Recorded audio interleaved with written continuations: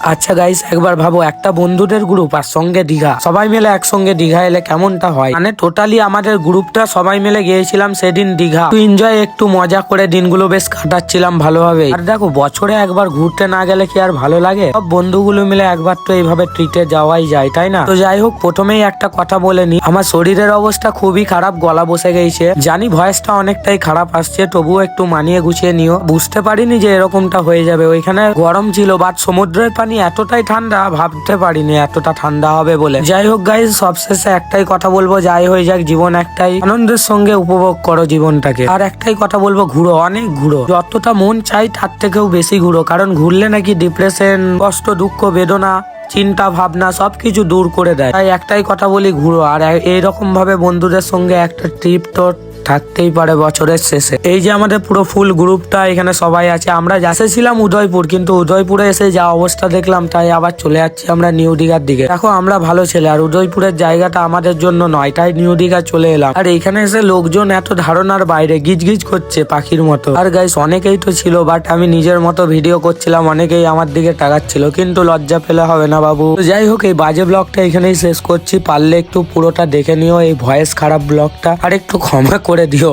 By.